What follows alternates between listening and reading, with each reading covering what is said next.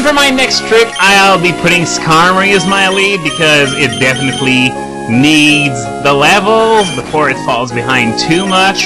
And besides, it's not like Blaziken where it has a type disadvantage or anything. It can handle this area with neutral hits, I believe. So another issue of CoroCoro has come and gone, and with it we got a wealth of new information, such as, for example, Urgh, the War Eagle Pokemon, which should definitely become a fan favorite in America. But yeah, Urgh is a giant eagle Pokemon, really badass looking, and it has two abilities, the expected boring, weak Keen Eye, and the much more interesting Encourage. So, as it turns out, Encourage will not be a signature ability for Hihidaruma and Hihidaruma alone. We also got Musharna, which is Muna's evolution. It still looks really weird, but it doesn't look quite as plug ugly as Muna does. And there's some sort of secret relating to that Pokemon with one of the online features, or you know what? I don't know. Let's just wait until the game comes out, because I honestly have no idea what Cerebi means by that secret thing, and I don't really think anyone does either. At least it's going to be something to look out for. Maybe it's sort of the Generation 5 equivalent to Chattox Chatter, you know, where the confusion rate of chatter depends on how loud you yell into the mic. So, well, of course it's probably going to be a little more elaborate than that, since it uses the game's online feature, I believe. Well, at least from what I understand from it, but I still don't have any clue what it does, how it works, so I guess we're just gonna have to wait until the game comes out. And I'm aware that I say that a lot, but of course CoroCoro won't be giving us every piece of information about the game before the game itself comes out. Oh, and aren't we vain? Men are pigs, and I'm really hot, so yeah, as you can imagine, I get the impression that I would really get along well with this girl. Not! And we also got Minezumi, the angry, awesome chipmunk of doom, which was shown in one of Water Pokemon Master's controversial, evil, nun-killing, baby-eating pictures. Ha ha! Protect for nothing because I used Fly. And wow, talk about ownage there. For once, I get to have the upper hand on a freaking Pelipper using Protect. It always seems like whenever I encounter a Pelipper, it always seems to do Protect, and I don't get any better at expecting it. It was just a coincidence that I decided to go with Fly instead of Return.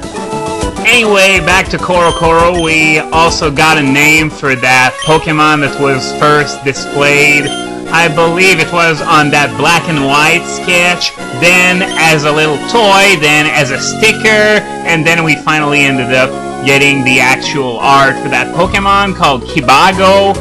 And some people believe that it might actually be the first stage of the Generation 5 Pseudo-Legendary, because it sort of looks somewhat like a cross between Larvitar and Gible, but of course it doesn't mean that it will be the first stage of the Pseudo-Legendaries, since Pseudo-Legendaries don't have the exclusivity on that kind of looks when it comes to Pokemon. After all, it's not like Dratini or Beldum or Bagon look like those Pokemon at all.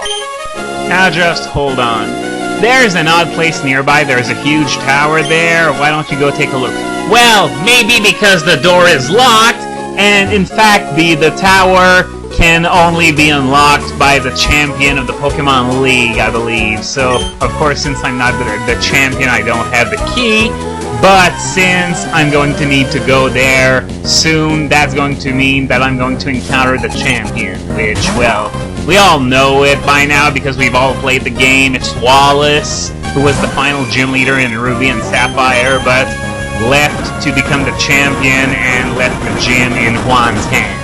So that's the whole story behind that. And Steven, who was the champion in Ruby and Sapphire, is that sort of true champion battle in Emerald, sort of like Red in Gold, Silver, Crystal, Hard Gold, and Soul Silver.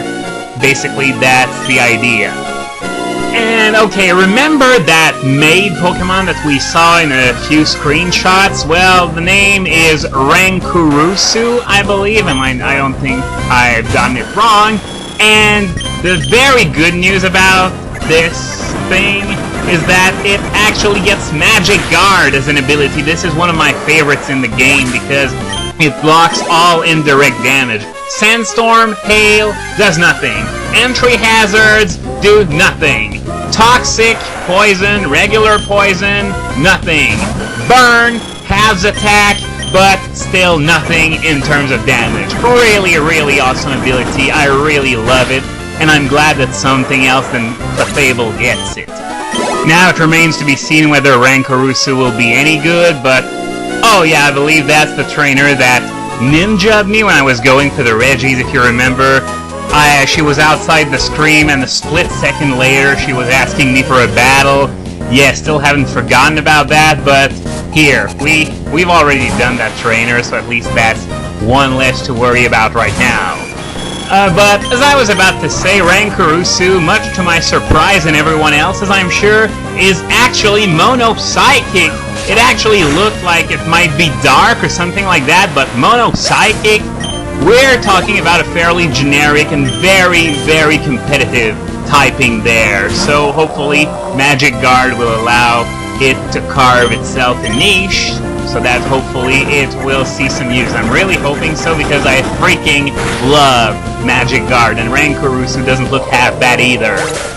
And speaking of weird typings, Koromori, the new bat, is going to be Psychic Flying.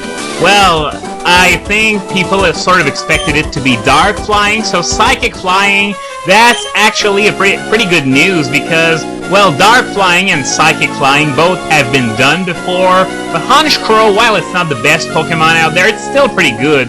Whereas Xatu is just plain crap. So if Koromori's line can replace it and make a competent Psychic Flying that's not Uber, because Lugia is, of course, Uber, then I would be very happy if it turned out well. And judging from one of the screenshots where we saw both its max HP alongside Sutaja's, it looks like the Koromori line might have a lot of HP, sort of a more defensive bat compared to Crobat, you know, being the really fast attacking, taunting powerhouse. So I'm glad that they're not going down the exact same route as with Crobat. Sort of like, you know, how Crawdaunt and Kingler were way too much alike except for the typing. Well, I'm glad that they're actually being a bit more different this time around. Huh? I didn't expect to see a trainer out in the sea, so who have I been fighting for the last 10 parts? It's like I've been fighting nothing but trainers that were out at sea. So have you been swimming around your own little 4 square meter space for the last 10 years or so, and you didn't know that there are so many other swimmers and triathletes out there as well? Have you challenged them to a battle? Have you even seen them? I'm sorry, but as much as, oh, Dragon Rage? Well, actually, that's a fairly good move because I think anything else it would have done practically nothing. So, actually, Dragon Rage is probably the most threatening move I've seen since that Wobbuffet killed me in the gym. But, okay, since I'm almost out of time and there is still something I want to say, I'm going to do it now. A few days ago, someone on 2CH posted a screenshot that had a new bird Pokemon on it, and there's no room for imagination. It clearly is an evolution to Manepato. It's called Hatubu, and I'm already on Route 129? Whoa! Well, that was going really fast. It seems like I'm going to be starting that current puzzle in the next video, and I'm really not feeling like doing this right now, to be honest. I'm going to have to print out the maps, else I'm just going to be going on the currents over and over and over again, not knowing what to do. So that's what I'll do. I'm going to print out the maps, and next time I'm going to get started on this whole thing.